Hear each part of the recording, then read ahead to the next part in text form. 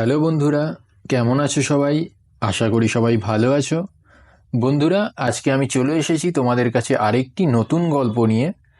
আজকের গল্পটির নাম হলো কাক আর খরগোশ। তো চলো বন্ধুরা, গল্পটি আমি শুরু করছি।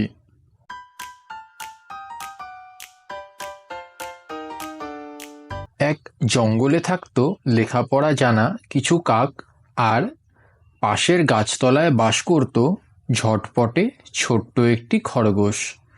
কাকেরা সারাক্ষণ হাসাহাসি করত খরগোশের ছোটোখাটো গঠন দেখে।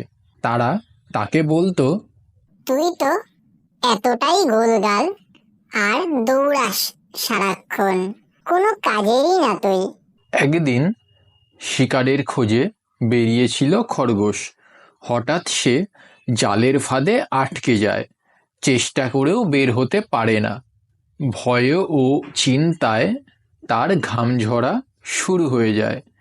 এমন সময় সে দেখতে পেল একদল কাক তার দিকে উড়ে আসছে। খরগোশ তাদের ডাকলো, কাক ভাই, আমাকে বাঁচাও, এই জালে আটকে আছি। কাকেরা প্রথমে হাসতে লাগলো, তারপর বলল, ছোট্ট একটা তুই, আমাদের থেকে তুই কিভাবে সাহায্য নিতে চাস? খরগোশ বুঝল হাসি ঠাট্টা করে লাভ নেই।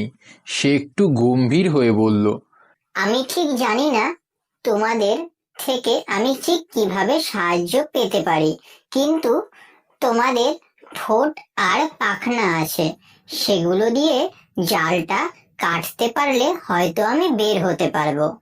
একটা কাক ভাবল, এত ছোট্ট খরগোশের মাঝেও কত বুদ্ধি লুকিয়ে আছে। সে তার ঠোঁট দিয়ে জাল কাটতে শুরু করলো। একের পর এক কাক সাহায্য করতে এগিয়ে এলো। অল্প সময়ের মধ্যেই জাল কেটে গেল আর খরগোশ বেরিয়ে এলো। খরগোশ কাকদের ধন্যবাদ জানিয়ে তার পথে চলল। কাকেরাও আকাশে উড়ে গেল, কিন্তু সেদিনের ঘটনা তাদের মনে গেঁথে গেল।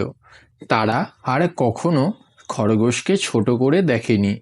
বুঝে গেল শরীরের গঠন বা জোরালো শক্তি সব নয়, বুদ্ধিমত্তাই বড় শক্তি। তো বন্ধুরা, এই গল্পটি তোমাদের কেমন লাগলো তোমরা আমাকে সেটি কমেন্টে জানাতে পারো। তো বন্ধুরা, এই গল্পটি শোনার পরে আমরা এটাই অর্জন করতে পারি যে বুদ্ধিমত্তা ব্যবহার করে যে কোনো পরিস্থিতি সামাল দেওয়া সম্ভব। শরীরের গঠন বা শক্তি সব নয়।